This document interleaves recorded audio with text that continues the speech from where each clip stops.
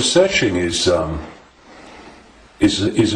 hardly applicable word in some ways, because to research means to look for, and you do that, of course you do, but after some extraordinary what people would call paranormal experiences in 1990 and 91, my life has become since then this synchronistic series of coincidences which have led me to, and even brought to me really, people, personal experiences, documents, books, and all these different sources that have put information before me in a very coordinated way, like some hidden hand is passing information to you. And it's not just random information, it's information that very clearly, as it comes into my life, has a direction.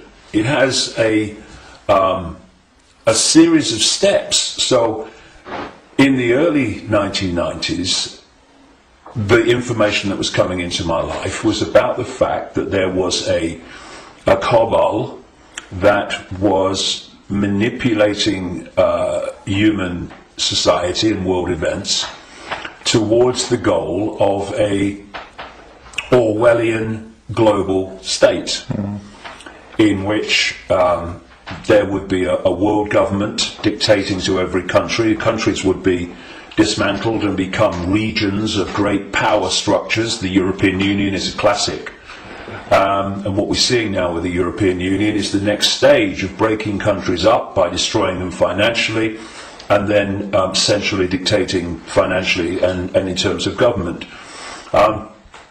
And that there was a plan for a global army to impose the will of the world government, a world central bank to impose the cabal's global financial structure and control, and that the plan was for every child at birth to be microchipped as a matter of course. Now that was kind of whoa enough as the information came, and of course with the passage of the years this has been confirmed more and more by the fact that it's happening. Then there was a phase in the mid to late 1990s when, while that other information continued, and has continued to this present day, another, if you like, parallel and connected series of synchronistic situations happened in my life which brought information to me, and this related to the fact that the network of families which go back to the ancient world that are behind this control system I've just described and its ambitions actually take a non-human form, a not just reptilian, though that seems to be the dominant one, but, and I've moved on from that too and gone into other levels a bit beyond that, but that there is a non-human force behind this attempt to lock down the world. And then from about 2002, 2003, right to the present day, all these continue, once they come into my life, these different areas, they continue together. That's why I work 12, 15 hours a day, keeping up with it. But this third phase, from about 2000, 2003, was the most important. Because without this, you can't really understand the rest. And that was about the nature of reality, the illusory nature of what we call physical reality, the fact that solidity is illusional, and that we live in a holographic, illusory physical reality, which is only one level of many multi-levels of this reality, which operates on a waveform level, vibrational level, it operates on an electrical level, it operates on a digital level, and it operates on the holographic level, which we in the conscious mind perceive as the world. And to appreciate that when I look through my eyes, another illusion funnily enough, which is why when people have near-death experiences, they leave the body and they're looking down on the body with the eyes, but they're still seeing. So, I mean, the scale of illusion in our so-called physical experience is extraordinary. I mean, and we've not got to the bottom of it yet. But it is that when I look through my eyes, shall we say, that people think that they're seeing everything there is to see in the space that I'm looking at. No, they're not. They're seeing a tiny band of frequency called visible light, which is so tiny it is ludicrous. And the rest of what exists in this universe, and even mainstream science would say this, although it's Stone Age science I would suggest, but even it sees this, that the overwhelming vast majority of what exists in this universe, in energy, matter, mass, whatever you want to call it, its different forms, we cannot see. And therefore, we are living, if you like, in like a holographic television channel. So, all I'm seeing now as I look here is this tiny frequency range called visible light. Channel 1. Yeah, but all the other levels of reality also share the same space as the one that we're experiencing. And, you know, we've got digital television coming in now and all that stuff, but if you take the analog version of television, radio too, they are sharing the same space without interfering with each other, because they're on different frequencies, and thus interpenetrating this reality that we experience with the conscious mind. It are all the other realities where very, very different worlds are manifest, and with very different what we call laws of physics. And so it's from these frequencies that are very, very close to this one that we use the term with radio and television where interference takes place. And if you have two radio stations that are well away from each other in the frequency band, then they don't interfere with each other. One's not aware of the other one. But you get two frequencies that are close, and you can get, it might be dominated by one, but there's interference from the other. Why? Because the frequencies are very close. Well, these manipulating entities, forces, shall we say, operate from a frequency band that's very close to this one, but not this one. So, but they might not see them, but they might be here. Well, let's give you an example. You'll see stories of UFOs appearing out of nowhere and disappearing into nowhere. You'll hear stories about people saying this entity appeared out of nowhere and disappeared into nowhere. Well, they haven't disappeared. And they haven't appeared out of nowhere. What they've done is they've entered the frequency band that we can decode, the visible light frequency band that I'm talking about, and when it enters that, we start decoding that information because it's now in our ability to do that. And as we start decoding it, bang, to the observer, it appears that it's just come out of nowhere. And then it leaves that frequency range, and to the observer, it's disappeared into nowhere. It hasn't. It's just left that band that we can decode, which is tiny. And so, when I find this particularly compelling when I go around different ancient beliefs and explanations of what's happening, and you find that although they're using different names, they're telling the same story. For instance, there was a group of people, or shall we say a belief system, which goes back hundreds of years and has become known as Gnostic. This was the belief system of people that ran the great library of Alexandria with Hypatia, who was slaughtered by a mob inspired by the Roman Church, because that library carried information and knowledge that would have, as it circulated, demolished the Roman Church's version of everything, and it was challenging the Roman Church version of everything. And what's interesting is whenever you come across the Gnostics' belief system expressing itself, you see it's followed by slaughter, suppression, and the destruction of that knowledge. So the Cathars in southern France were Gnostics in terms of their belief system. We'll go into what that belief system is in a second. And so, again, in went the church, and all these, people that kill for the church, and they destroyed the Cathars. It's, I think, 1244 was the last stand at the mountain fortress at Montségur in southern France, in the foothills of the Pyrenees.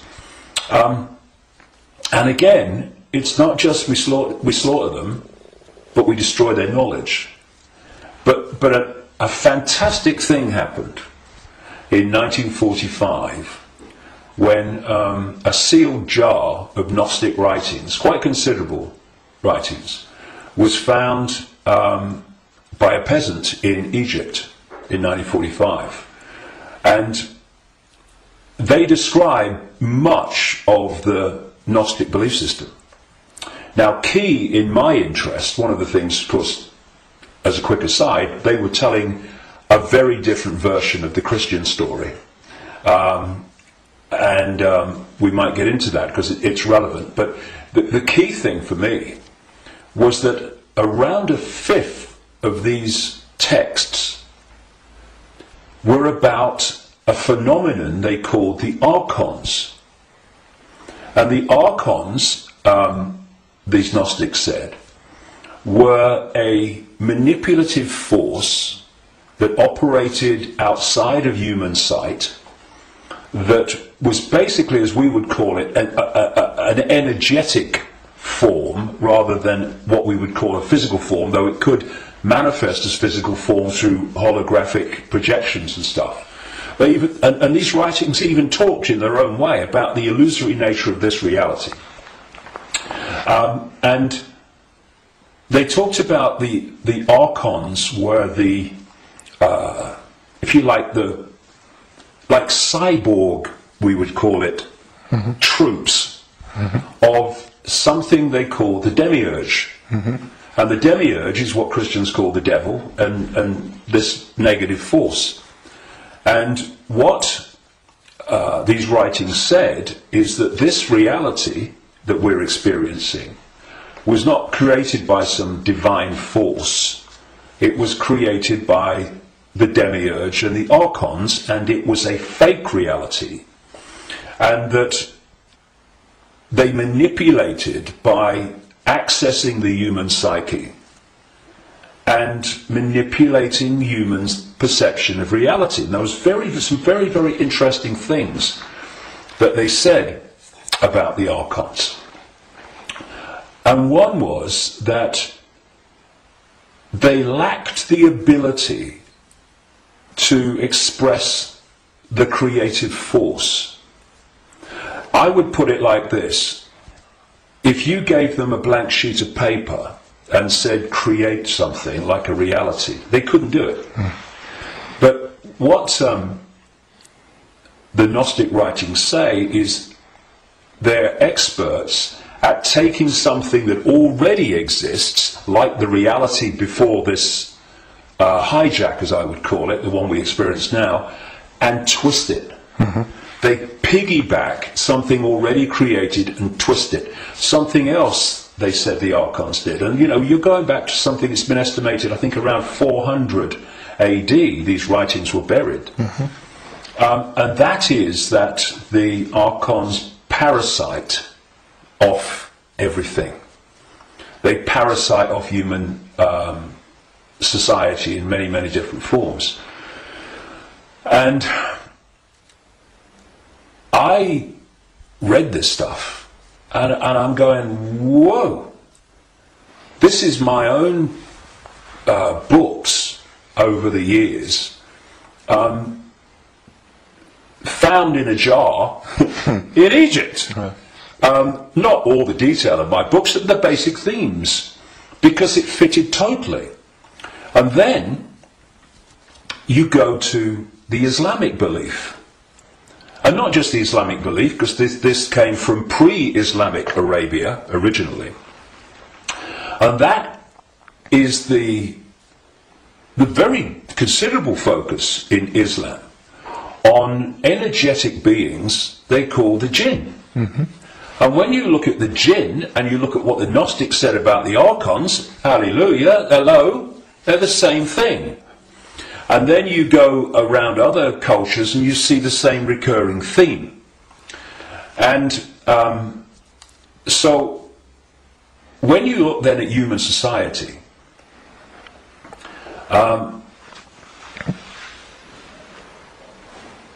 who creates? What is the creative force within human society? Humans. Should be. What do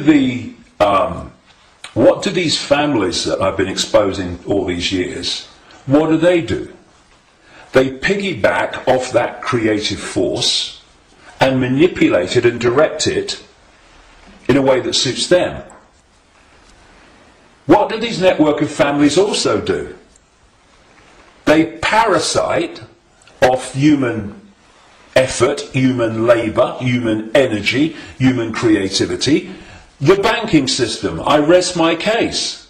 What is the global banking system except a structure totally focused on parasiting the energy and off the efforts of the human population? What is taxation in the way that it is today? It is parasiting off human efforts and human creativity.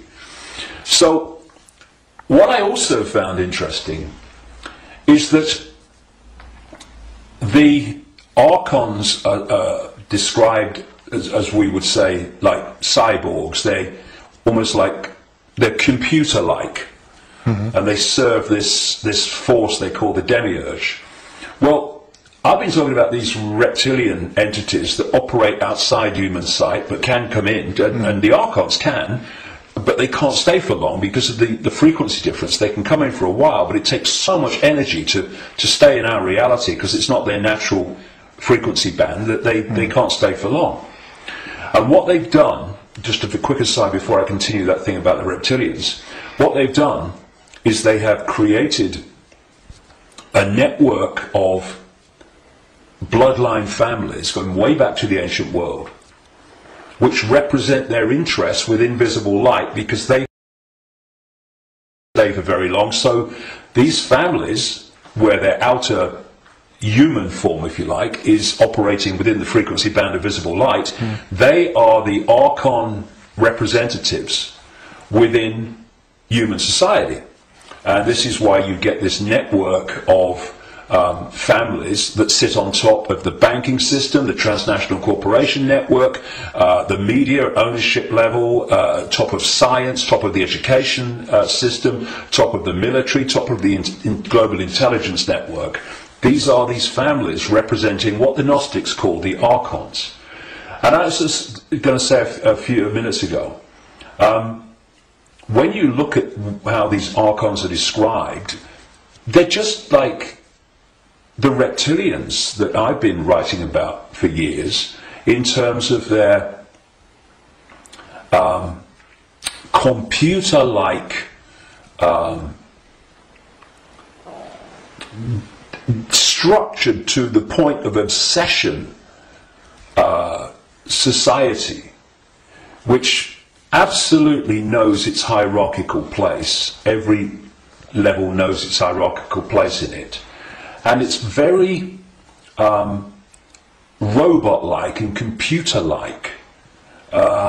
It's not a flowing creative force. It's very structured. Boom, boom. And that's how the archons are described. And they have no compassion, no yes, I mean, empathy. The only one time I've taken psychoactive drugs in my life was in 2003 in a rainforest in Brazil, when I took a rainforest potion called ayahuasca. And I went into, I had an amazing time. Some people had a bad time on it. And for 5 hours, this voice, so strong when I went into an altered state of perception, talked to me so loudly and so powerful about the illusory nature of reality for 5 hours. And when I came back, and because I had instant memory of all of it, when I came back and checked it all out, you could see very quickly that mainstream science, in all its different disciplines, has shown that what I was told that night is true, but because the disciplines are kept apart and are war with each other for funding and precedence, that the dots never get put together, because they're not meant to. We're not supposed to know what reality we are experiencing. It gives us too much power once we know. And this voice said to me at one point, about when it's talking about the computer-like nature of these manipulators, if you programmed a computer to abuse a child, would the computer have any problem with it? No. Why? Because it would just decode the data and act in line with the data, the software program. And this reptilian force is very much like that. Very structured, very predictable. And interestingly, because most people don't realise this, but one of the most important parts of the human brain in terms of human behaviour and response and reaction to situations is called the reptilian brain, or the R complex. And when you look at the traits of the reptilian brain within the human brain, of course other parts of the brain balance that out, or should do, but when you have more reptilian genetics, those traits of the reptilian brain are obviously more extreme and more pronounced. And one of this is mainstream science, one of the key traits of the reptilian brain is obsessive ritualistic behaviour. And what is ritualistic behaviour? It's following the same pattern, day after day, week after week, repeating repetitious behaviour. Now, this is robotic, and so you've got the reptilians described in those terms, the archons described in those terms, etc. And these forces are different expressions and names for the same thing. Now, one of the manifestations of this network of bloodlines that represent this archonic reptilian force within human society is the royal families going back to the ancient world, and the aristocratic families that surround them. Why? Because where did the idea that certain bloodlines should be king or queen of a people, and you have this hierarchy, because this is the other thing about reptilian genetics and the reptilian brain, it's obsessed with hierarchical structures of power. Look at our world. Look at the royal families and the aristocracy. It's absolutely rigid with hierarchy. Everyone knows their place. You're a viscount, you're a baron, you're a lord, you're a king, you're a prince, and all this stuff. This is the human expression, or the partly human expression, because they're hybrids, of the reptilian archon obsession with hierarchical structure manifested in our world. Because what they're doing is bringing that archonic reptilian reality into our world and making our world like theirs, more and more and more. Now, we have this thing, of course, going way back, which goes under the title of things like the divine right to rule. And what is that? That's the right to rule because of your bloodline, because of your DNA. And we have the ancient emperors of China claiming the right to be the ruler because of their descendants from the serpent gods. And the association between the serpent and the snake with royalty and royal families and royal bloodlines, just follow it back. And so you look at these royal bloodlines that have come through, because what happened is that there came a time when the human population started to reject overt, in-your-face dictatorship from royal bloodline. And that you had that move where this force, not entirely, not least in Britain, moved into what I call the dark suit professions of banking and business and all the rest of it, and politics, and have gone on manipulating from that point of view. But some of them survived, like the British royal family. Now, if you want to see a group of people that are so obsessed to the extreme, not just with hierarchy, but my goodness me, they are. The whole British class system, as they call it, is based on, obviously, hierarchy, which is based on the head of state being the Queen. But you want to see a group of people who are obsessed with ritualistic behaviour, look at the royal family. She goes to the same palace at Christmas. She goes to the same palace in the summer. She goes to the same palace in the spring, and so on. And if you look at the royal year, it's ritualistic. It's a hamster's wheel, repeating. And then, and we've seen in the week that we're talking, 60 years, the Queen Elizabeth, 60th year on the throne, the Diamond Jubilee. It's really been in our face in the last few days, and I've watched as much as I can because I wanted to follow the ritual. But, you know, Britain is famous for what is called pomp and ceremony. You know, the guards in red jackets and black hats, you know, like, you know, need a haircut, marching up, changing of the guard, and then you've got people in breeches and all this stuff. It's unbelievable. But it's not pomp and ceremony. It is ritual, repeating ritual. So if, you know, I'm saying, and I've said for years and years and years, I've been saying it this week, as this is unfolded, that the British royal family, and the royal families of Europe too, but the British royal family is an expression of this hybrid bloodline which represents these other dimensional forces within human society. And I've described how these other dimensional forces operate, their mentality, how they structured.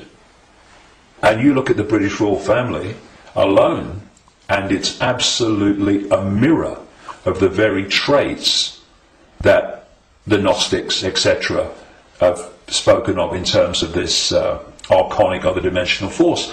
So, you know, it's very challenging, obviously, for people that have not researched this and not been through the experiences that I've been through in terms of things that I've seen and things that I've experienced and things that I've read and researched.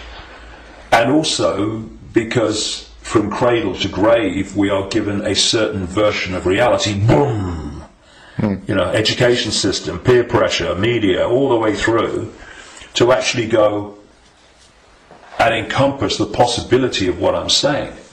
But you know, it's like Gandhi said, even if you're in a minority of one, and I'm not anymore, far from it, but even if you're in a minority of one, the truth is still the truth. And it's not, it doesn't become an untruth because people can't find the capacity to see it's possible. It's just, you know, people say, that's impossible, that can't be done, that's crazy. But what are they doing? They're just looking at something from a certain point of observation. And if their point of observation has been just to take in the programming that's imposed upon us from the first moment we become conscious in this reality, then they'll see it in a certain way and they'll say that's crazy. But if you spend 22 years researching it, you're looking at it from a completely different point of observation, and to you it's blatantly bloody obvious.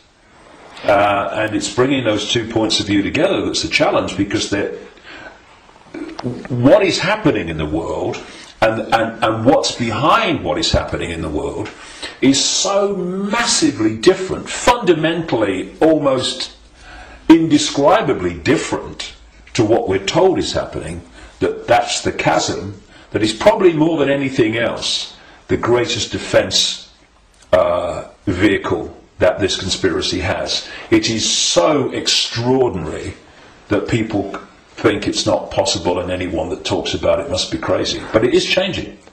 Right. On the other hand, I just wanted to ask that people waking up and people are coming to your lectures now to the thousands, and you have full halls, and you want to do a big event in the Wembley arena with probably thousands of people. So it's important, if you know all these things, that they're pretty frightening, that we are being manipulated for thousands of years. On the other hand, we are divine consciousness, you said, and we just have to change our perception. What can we do now that we know that we are being manipulated? How do we get out of it, and can we get out of it? Well, you have to go deep in the rabbit hole for this, and of course you're constantly going deeper or trying to go deeper. But see, there are many aspects to this. When again you scan the ancient world, including texts that came through to be things like Genesis and the Bible, there is another common theme, and that is that there was an interbreeding. I'm sure it was direct interbreeding, but interbreeding. There was genetic manipulation of the human form, and this is my view after 22 years of researching this and the information coming to me. Before this force hijacked our reality, humans were very different, and it's so different. I won't call them humans, I'll call them earth people. And they were a heart-censored society,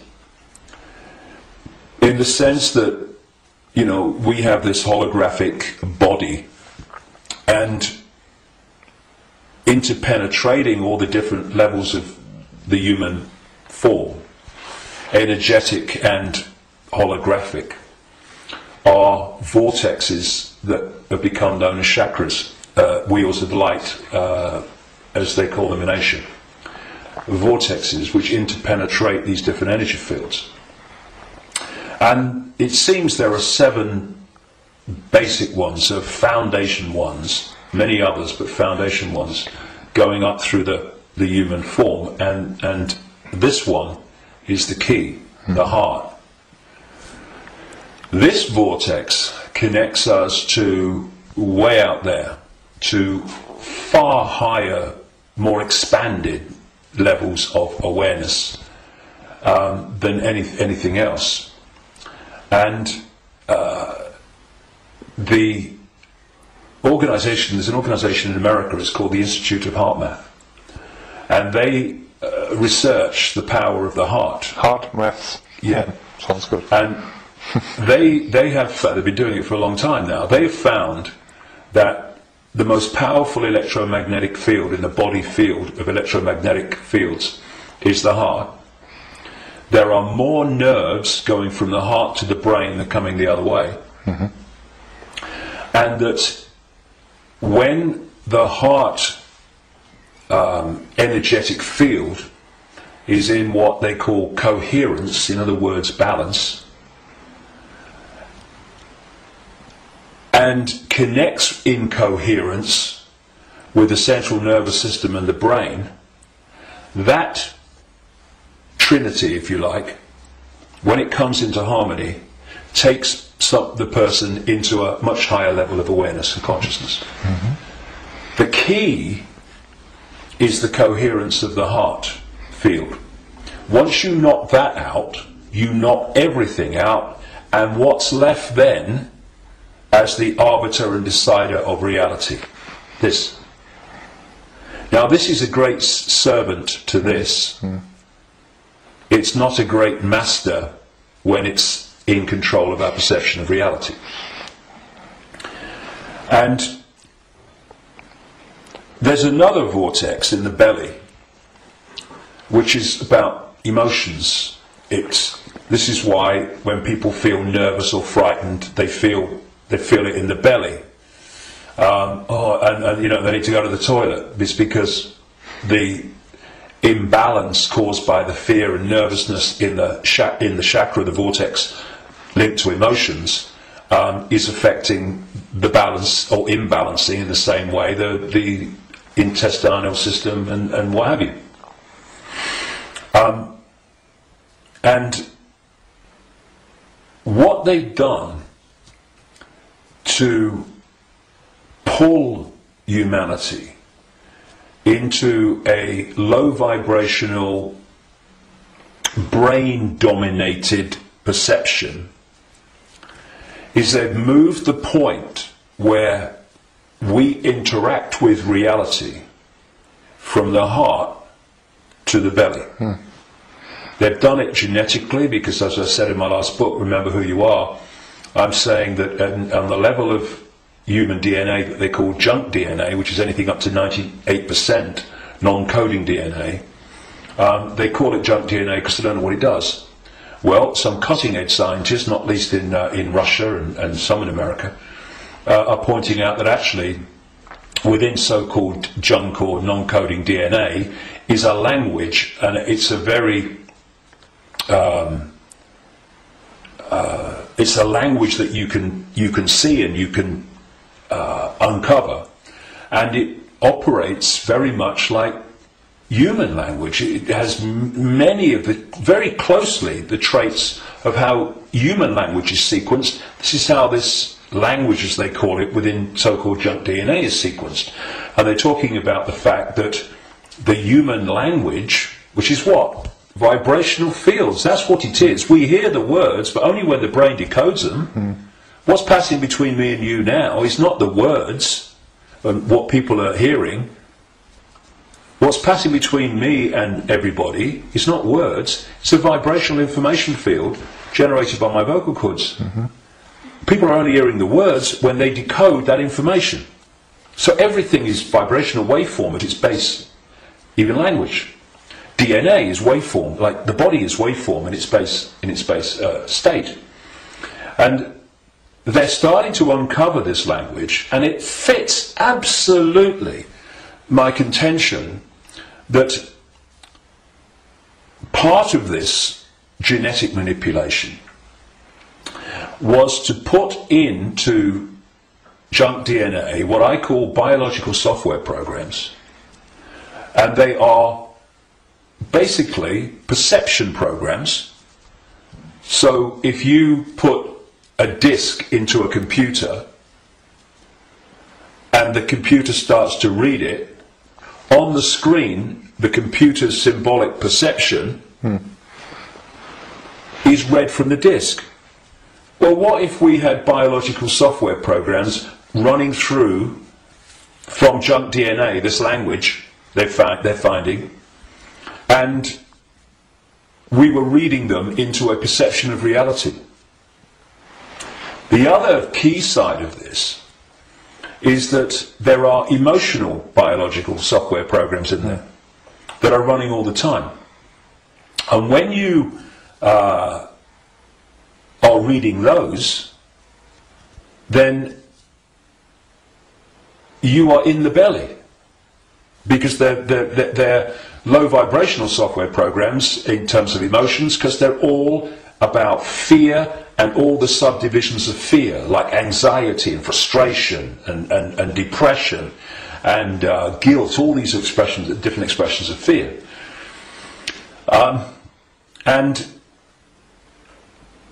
if we do not open our minds, I call this the human body-mind computer, biological computer. If we don't open our minds and let the true self in, consciousness, then humans are operating literally in a closed system in which the DNA emotional and perception programs are running and not being challenged by a level of awareness that is beyond the program. So basically, people talk about the blind leading the blind. What humans are is the program leading the program. And it is my view, and this may be shocking to people, even some who've been along this road a bit. It's my view, after 22 years of putting this together, that the vast majority, at least, of humans have been going through entire lifetimes without having a single original thought or emotional response. Now, when you've got psychologists, I mean, Carl Jung, the Swiss psychiatrist, talked about this, but others too. When you've got psychologists that say that they can break down the human personality into 12 major archetypes and combinations of them, well, at the level of awareness, at the level of consciousness, at the level of the true self, we are infinite possibility within an infinite reality of infinite possibility. How on earth can you break down that into 12 major archetypes and combinations of them? It's ludicrous, you can't. But what can you do that to? Computer programs. And that's what we are. These archetypal personalities are actually software running, perception software running within junk DNA. Now, put all this together, and that has moved us from a heart-centered society, connected out into a greater level of reality. This is the innate intelligence. This is supposed to serve this, not be the governor of perception. That's why this knows, and this thinks has to work it out. People don't go, my intuition thinks, no. My intuition, and we do this, don't we? My intuition just knows. Because instinctively, on a subconscious level, we're going to that point of true knowledge, true awareness, no, beyond knowledge. This is knowledge awareness. But what's happened is our point of interacting has gone from the heart-centered society, and if you're coming from this, and this innate awareness, this innate knowing, this innate understanding that everything is connected to everything else, then you manifest from that a completely different society to the one that we have. What's the one that we have? They've moved it into the belly. Humans now, gold. I've got a cough. It's not the cough that carries you off, it's the coughing that carries you off it. Now, they've moved it into a belly society. Where does human response come from, overwhelmingly, to events that we face? The emotions. It's an emotional response, it's an emotional reaction. It's not a heart reaction, overwhelmingly, though of course it does happen. It's an emotional reaction.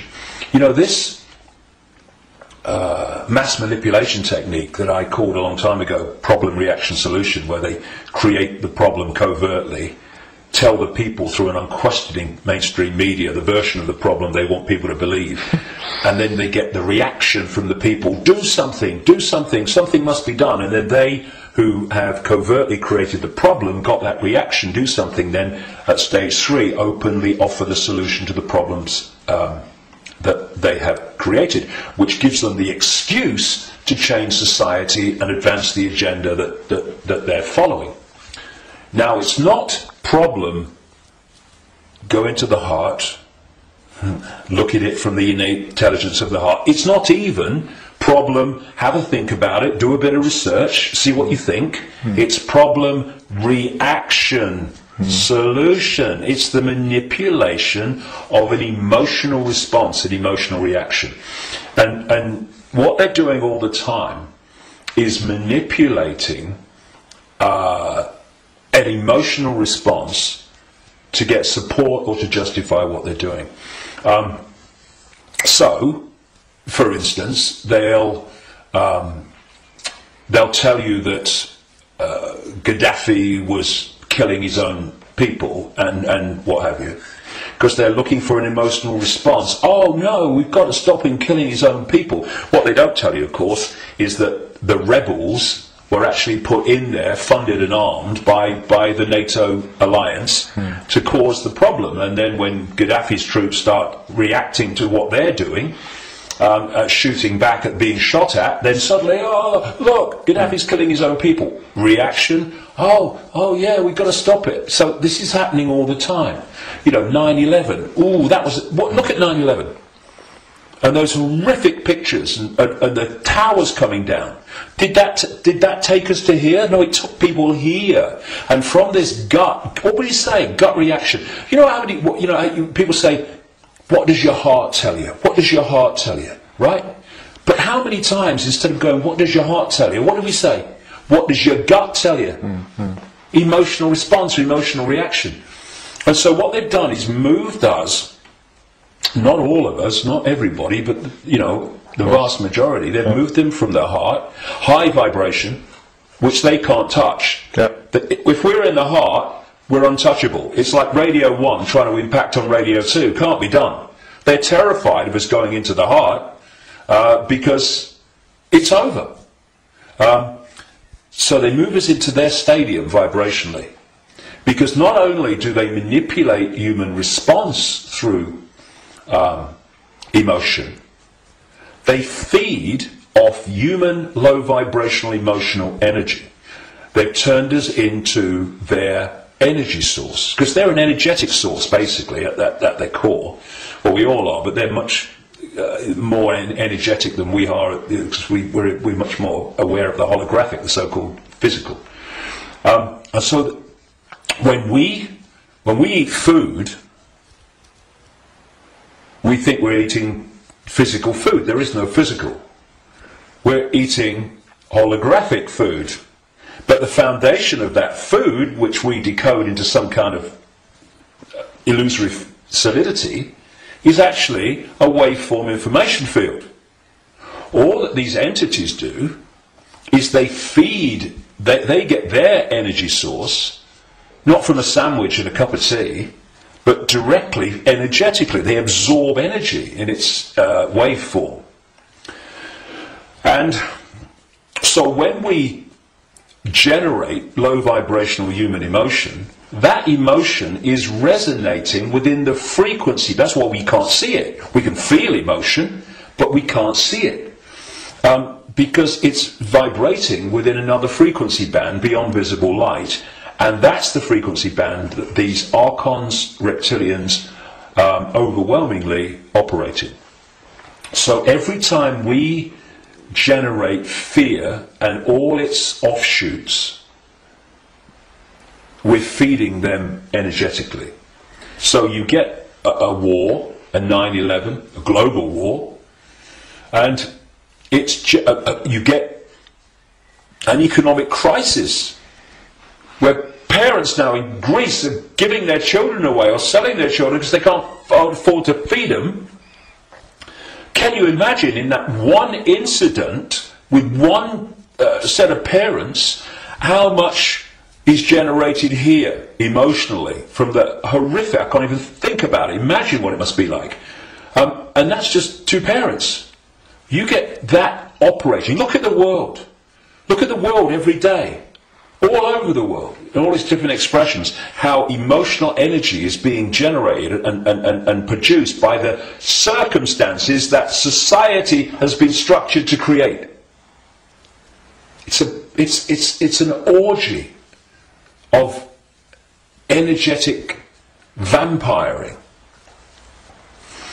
And so when Morpheus in the Matrix held up a battery and said the Matrix is a computer-generated dream world made to turn humans into one of these, that is a profound truth, because that's what we've become. Not so much batteries, though that was a good symbol, but actually generators, power stations, generating this energy.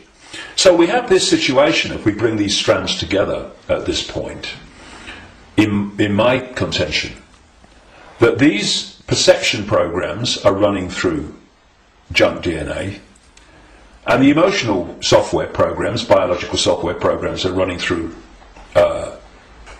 non-coding junk DNA. And as those programs are running, and as society is structured so that it generates situations, in computer terms, data, that trigger those programs and bring them to the surface where they're more impacting upon our behavior and responses, you are locking humanity into this closed system where the program programs the program, and you're also pulling people from the heart, high vibration, down into low vibrational belly emotional vortex, which is pulling humanity into the predator's vibrational stadium. And in doing so, they are able to trawl and vampire the energy that emotional state and response is constantly generating. Now, I've talked for a long time from your question, what can we do? Because that background, I suggest, was fundamentally necessary. So what do we do? What can we do? It might sound trite and all the rest of it. I mean, because what we've got to do, of course, is we've got to stockpile weapons.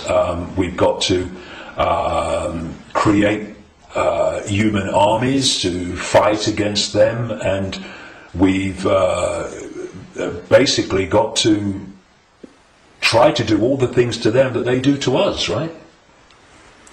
And where does that take us? First of all, it makes us them.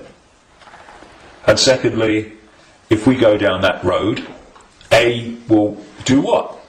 Will produce more and more and more of this low vibrational emotional energy in the hatred and in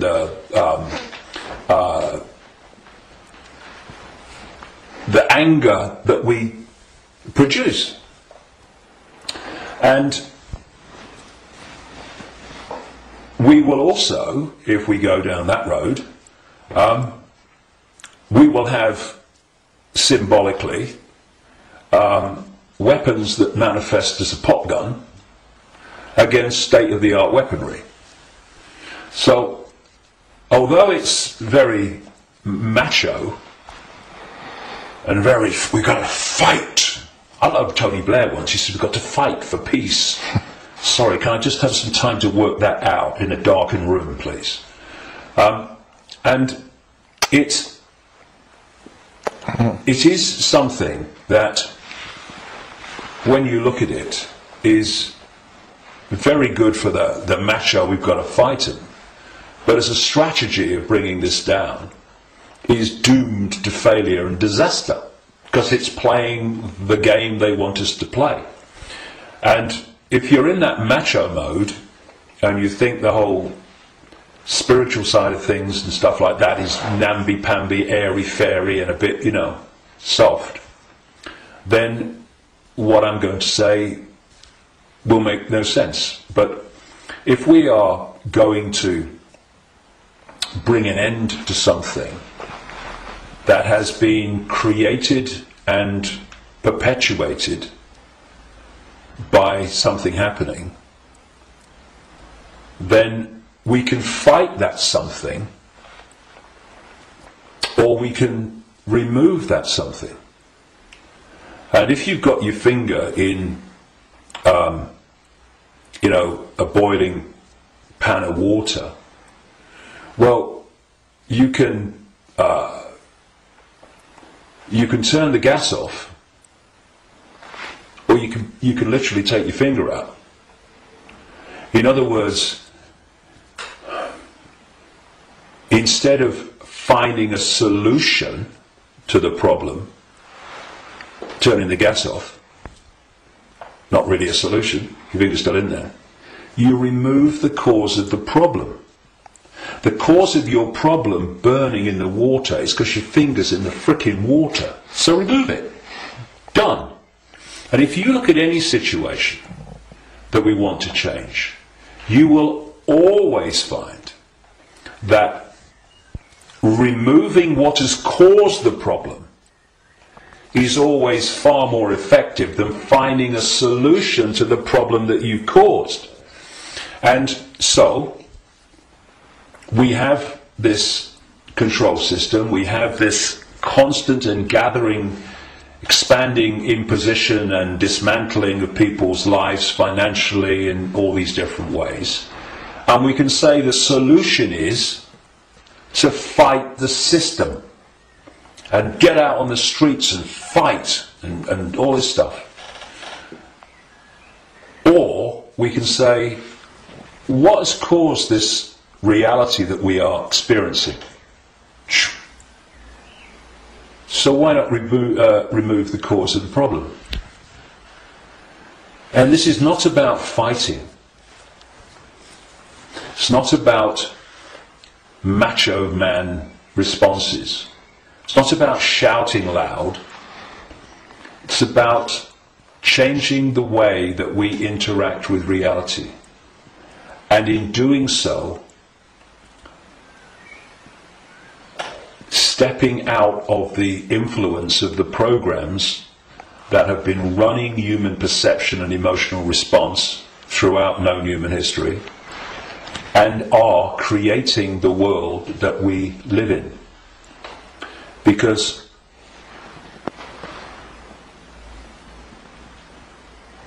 if I go back to what the Gnostics said about the archons, they have no creative energy. They can't make things happen. But we can. We can, yes. Which is bringing us to an interesting point. We can manifest. What this manipulative force has done has programmed humans to use that gift of manifestation to manifest what they want. And so, if we manifest from our perceptions of reality, then manipulate their perception of reality, and they'll manifest what you've manipulated them to perceive as reality. So, I see people challenging war and conflict when their own lives are full of conflict. Now, we live in a holographic reality at this conscious mind level, and there's a very unique and fascinating trait and characteristic of holograms and holographic reality. Every part of the whole is a smaller version of the whole. So if you take, for instance, in the holograms that you buy in the shops, if you take the waveform holographic print, which is on the print in waveform information, and you cut it in 4, and you fire the laser which reads that information in effect and brings the three-dimensional holographic image projecting from the waveform information on the photographic print. If you cut that into 4 and put a laser to each 4 pieces, you will not get a quarter of the whole picture. You'll get 4 quarter-size versions of the whole picture. And this is why, or explains why alternative forms of healing, like reflexology and acupuncture and others, can find points on the ear and the feet and the hands and all different parts of the body that relates to the body as a whole. Thus, reflexologists can work on a part of the foot and impact upon the heart or the liver, depending on where they're doing it. And I've known and talked to reflexologists and people like that over the years, and they know it works, but they're not sure why it works or why there are points on the foot and the ear and everything that relate and impact upon the body as a whole. Well, it's simple when you realize that this reality is holographic, because every part of the whole is a smaller version of the whole. The body is a holographic manifestation, it's a hologram. Thus, every part of the body must be a smaller version of the whole, and that's why all over the body, in all the different parts, you can find points that relate to the whole body.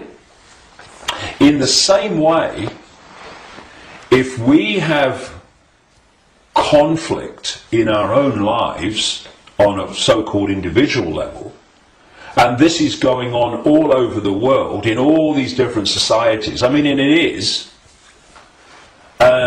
then that's a smaller version of the whole. And a hologram moves both ways. When the whole hologram shifts, all the parts of the hologram shift, because they're expressions of each other. You shift or affect the smaller part of the hologram, and in this case it's lots of people, billions of people with conflict in their lives and all that stuff, and that's going to impact on the hologram as a whole, i.e. human society. And you're going to have collective conflict.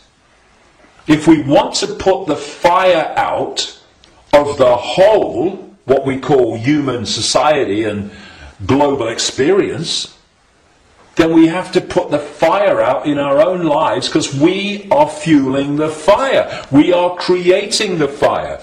This is why they want conflict and disruption at all levels of society, because they know that they're constantly impacting upon each other. We have conflict in our own lives. Collectively, we are manifesting collective conflict. You have collective conflicts like bombing Libya and Iraq and what have you, and the global conflicts. Those collective conflicts then impact on the individual that reacts to them with a lot more emotional-based emotional response. So everything is connected to everything else. Everything's impacting on everything else. Now, those behind this manipulation of human society, they know that. And they have been playing humans like a violin for so long.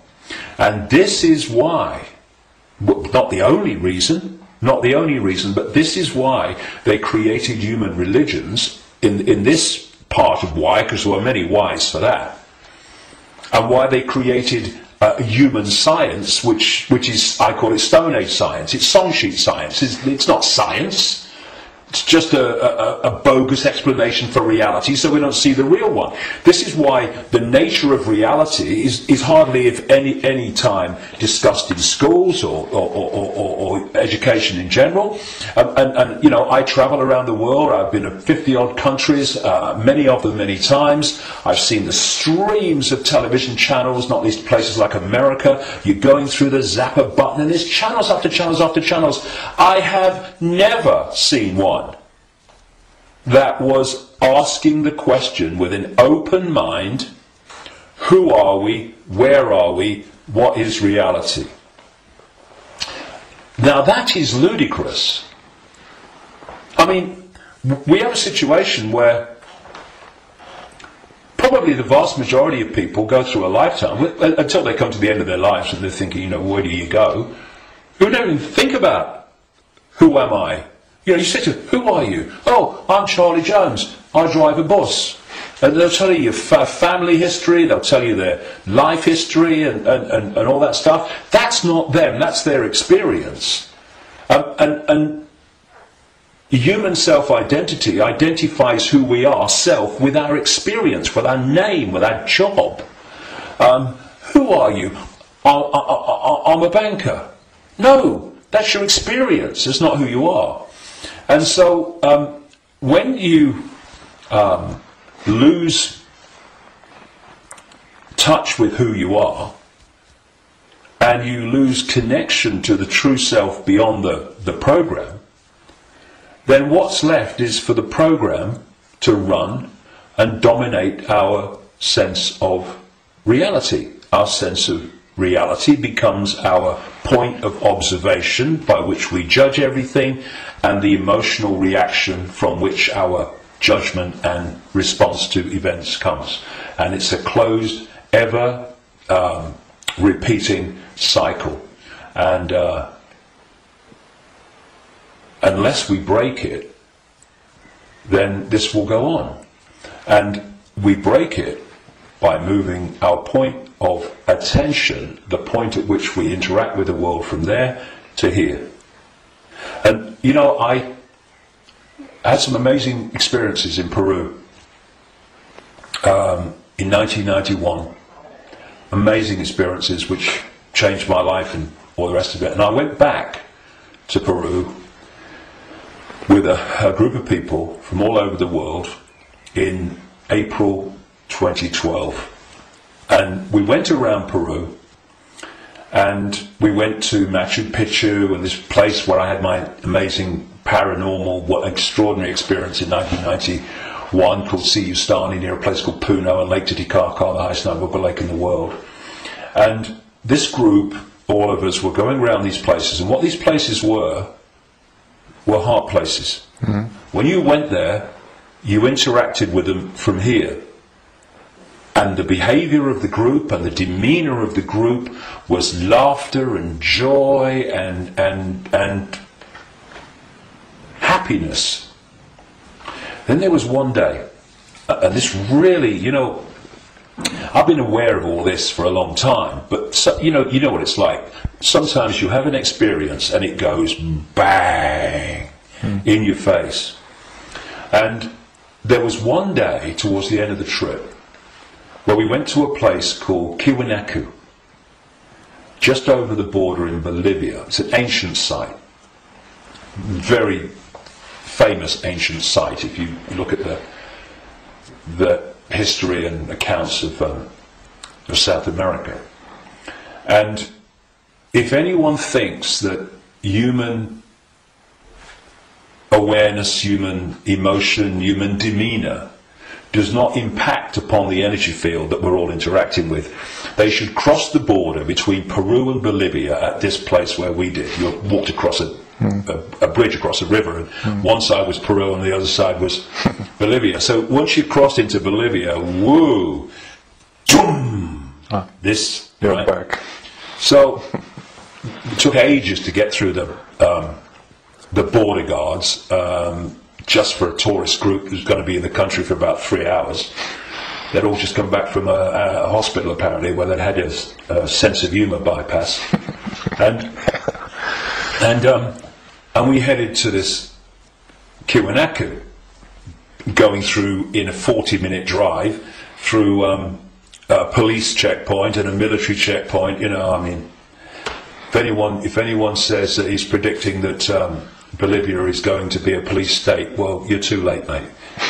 Anyway, we get there, and it was horrible, Tiwanaku. It was big time here, right? And I felt this in many places around the world, and they've all been connected to human sacrifice and rituals involving these entities operating in other levels of reality, but interacting with this one. This is what satanic rituals are. They're the interaction. This is why they do certain things and repeat them. They're creating an energetic environment which allows interaction and even the manifestation of these entities within the rituals. This is what sacrificing to the gods was all about in the ancient world. Because when you sacrifice someone, the people doing the sacrifice, they drink the blood and eat the flesh, which is what this whole Roman Catholic thing is really about. Drinking the blood of Jesus and eating the flesh, that's just a mild bloody cover for what goes on in the background. But on the other levels of reality, while this is going on, these entities perceived as the gods are feeding off the terror of the victim. Right? This is a sacrifice to the gods. Anyway, we get to Kiwanaku, and it was that kind of energy. Ooh. But what I noticed was the demeanour of the group changed. People weren't happy. They were not in a good space. And there was this lovely guy, Mark, who lovely Irish guy, and the change in the behaviour of the group was so pronounced that on the way back, which we got back into Peru, where everyone started getting a bit happy again, I asked people if they wanted to go on the microphone on the bus and explain, their experience. And Mark said, and Mark was a lovely, lovely guy, all laughing and dancing and all the rest of it, all the way through Peru. And he said, when I was at Kiwanaku, he said, I just wanted to shout abuse at anyone that got in my way when I was trying to take a picture. And I just felt so different. And I won't labour the point, but having, seen it and experienced it and seeing the response, you could see Peru, what a world that would be. And then Kiwanaku, the world that we have today. And we really got to move to here. And I would say to people, it's a challenge in this world, because virtually everything in this world is designed to push you here. So when you're responding from a belly emotional point of view, and you can do it with your mind, with your consciousness, you just move. It's moving your point of attention. That's what it is. You move your point of attention, and you move it here, and feel that point of attention here, not here, and you'll see the situation you face. I know, because I've done it myself, and I've talked to others about doing it, and they have, and they say, yes, it does work. You get to bring it to here. A situation that you're facing looks very different here to here, and vice versa. This is what we need to do. We need to become the heart-centered society that we are being hijacked and manipulated out of. Now, it's not just about moving your point of attention here and seeing the situation from here. Once you move your point of attention here, the vortex opens. Because now you're interacting with it, with your own awareness, instead of interacting in a way that's dominated by this emotion. And when that opens, what comes through that energetic channel is innate intelligence, innate insight, innate knowing. And suddenly you're seeing the world and getting insights into things, and you're seeing what is happening as it is, and not as this is programmed to see it. And this is programmed to see it. You see, the brain, isolated from the heart,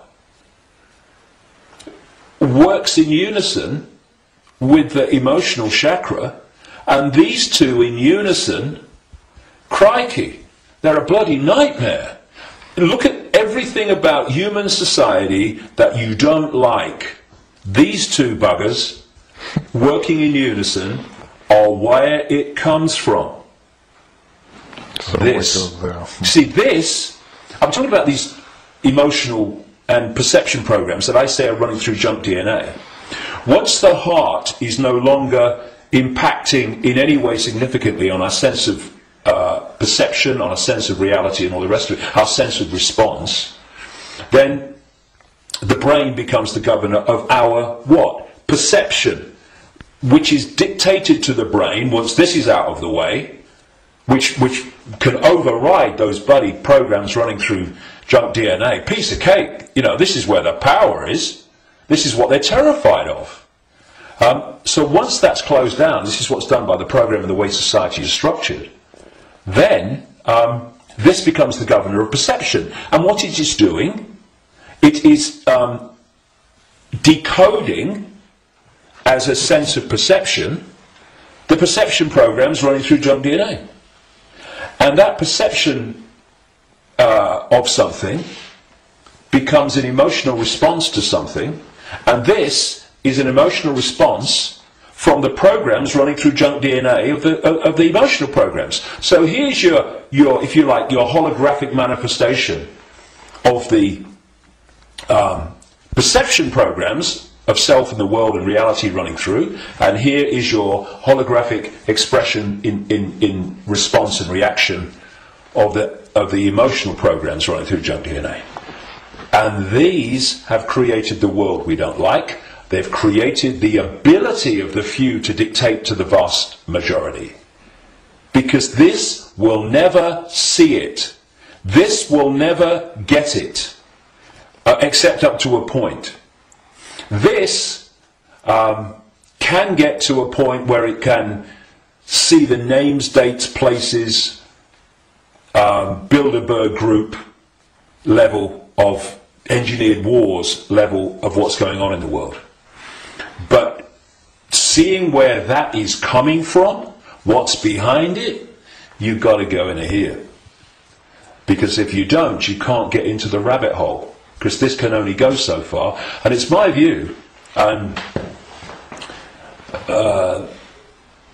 in my experience anyway, that if you are an expert in 9/11, in engineered wars, engineered banking scams, manipulated political nonsense, then you are still walking around the outer rim of the rabbit hole. You've not even entered it yet. Because it's still the movie. This holographic reality is like a holographic movie, and when a movie has hit the screen, that's it, it's a done deal. You're going to change the movie now. And that's what this world is, this holographic world. Because what the human body computer is doing is taking vibrational waveform information, which is what the five senses do. It's turning it into electrical information, same information, different form, and it communicates that to the brain and the whole genetic structure, in fact, and that decodes it through into the digital and then the holographic. So the holographic, this apparently physical world, is the end of the story. That, in movie terms, is the movie hitting the screen. You ain't going to change it. You won't stand up in front of a movie screen and start shouting at the screen and telling the movie to change, will you? People will go, you're mad, mate, you're mad. If you want to change the movie, you've got to change the real. It's being projected from back here. But that's what we're doing. You know, so many ways that people respond to this conspiracy when they meet it at some level. It's, we must get out in the streets and protest. Well, I'm not saying don't. But that's still trying to change the movie when the movie's hit the screen. If you come back and go deeper in the rabbit hole, and you understand where this movie's being projected from, which is from other frequency bands of reality through the Illuminati families and the Illuminati structure within visible light human society to become the movie we call human society, then you can go back to the point it's coming from, and therefore you can change what's coming. You can change the movie. And that's what we need to do. And to do that, you know, those that... And I'm not knocking the five sense level of the conspiracy and communicating it, 9/11, manipulating. I'm doing it every day on my website. Books are full of it. We need to know that. But if we only do that, then basically we are seeing the outcome.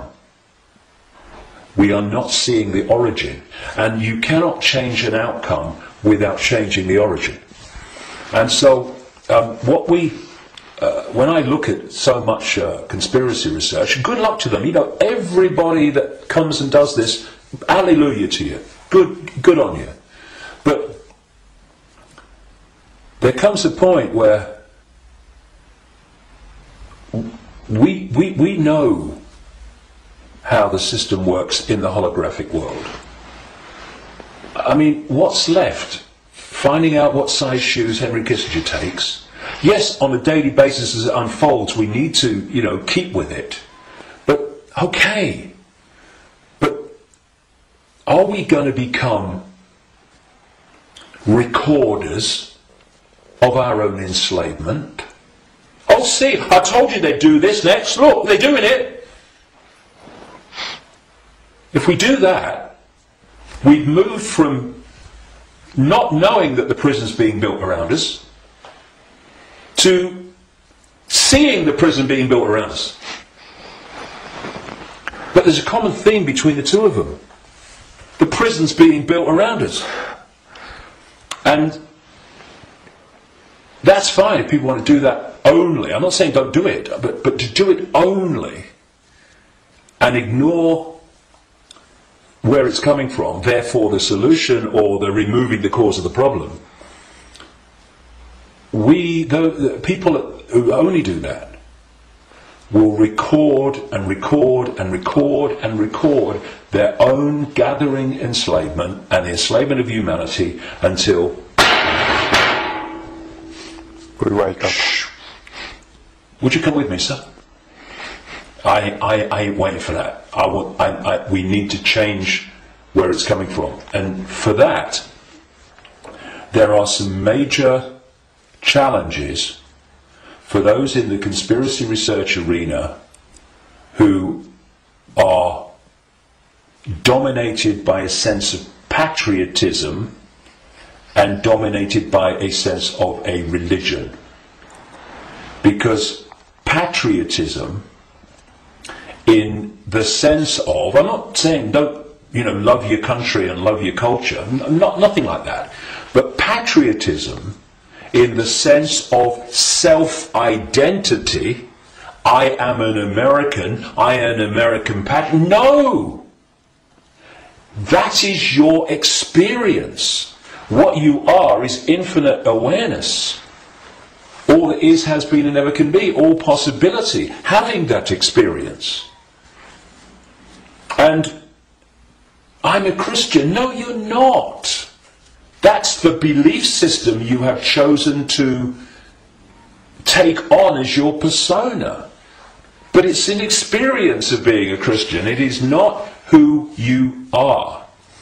And if you self-identify with being a Christian or being a Jew or being a Muslim or being a Hindu, again you are in a self-identity which is self-identifying with something that's not you, and also, and this is in terms of getting to the origin, it means that you are not going to go, I've come across this all the time, me. I mean, I'm the guy that people in mainstream society, they see conspiracy researchers of the five sense nature as extreme and crazy. A lot of them see me as extreme and crazy. Because if you think that all you need to know about life and reality is between the covers of two covers of a book written by who knows when, and who knows what circumstances, the Quran and the Bible and all the rest of it, then and what that tells you are and reality is and how it all works, you ain't even gonna begin to go down the rabbit hole into the areas that we need to understand. Because if you do, you immediately realize that your religion is part of the conspiracy. We talked earlier about the archons and this demiurge, that this like devil figure, as Christians would call it,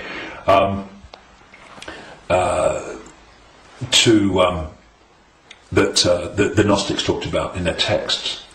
Well, that demiurge and those archons, those jinn and whatever you want to call it, those reptilians and all the different facets, they are the force that the major religions worship as God. Yep.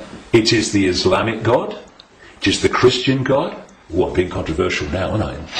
I have been known to. I don't care. I want the truth, not a popularity contest victory. It's the God of Islam, it's the God of Christianity, it's the God of Judaism. Yahweh! Oh, that's the demiurge. That's this fake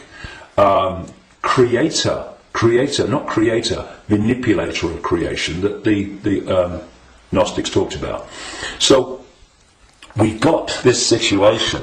Please tell me it's not true. I'm afraid it is. But it doesn't have to be. We just change it.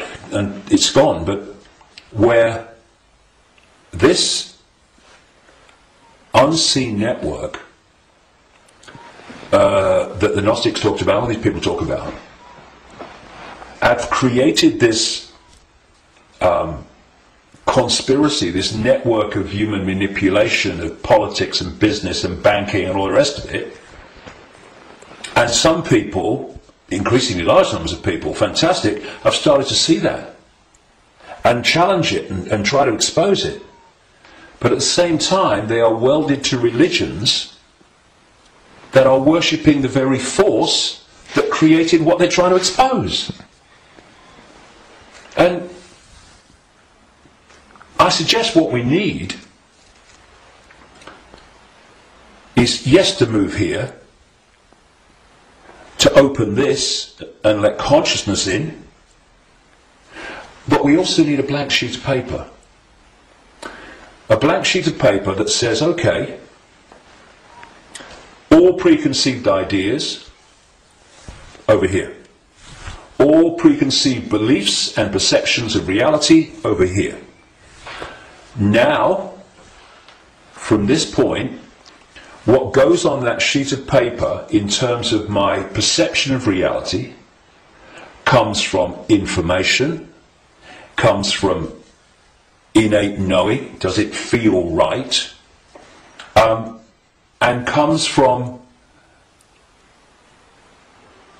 it standing up on the basis of credible information and intuitive knowing.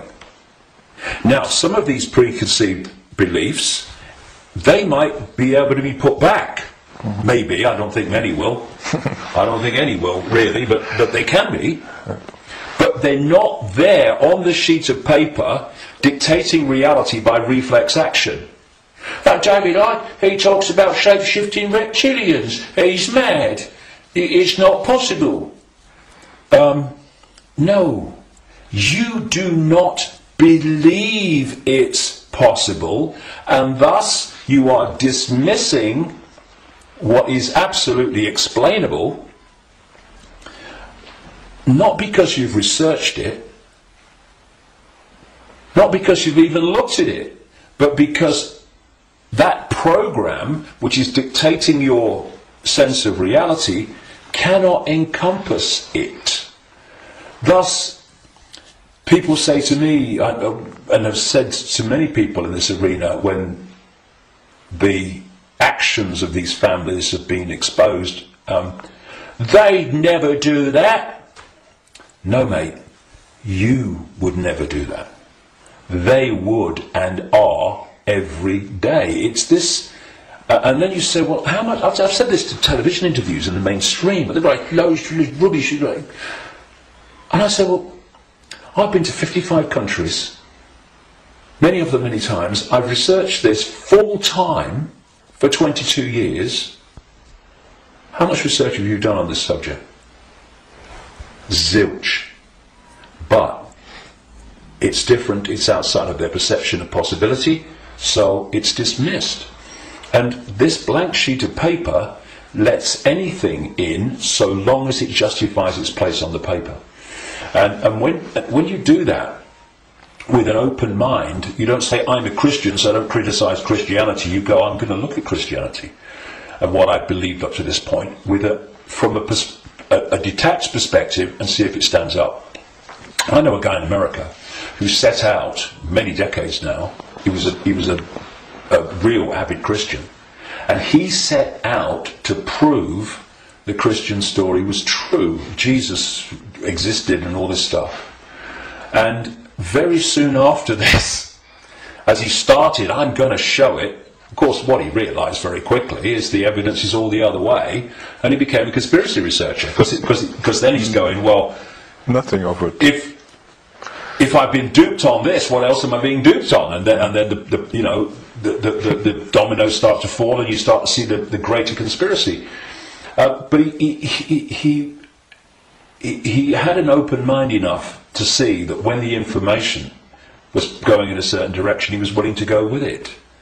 But a lot of people that are welded to religions, they don't want to look at the information. And you know, you can be a religious believer,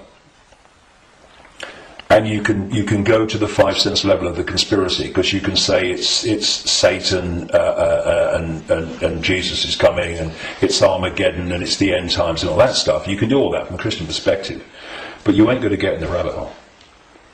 To do that, all those belief systems have to go, because they're there to censor the true self. Okay, thank you, David. It's amazing, and a lot of information, and a lot to think about, but the important thing is not to think, but to know, to feel, and we all have the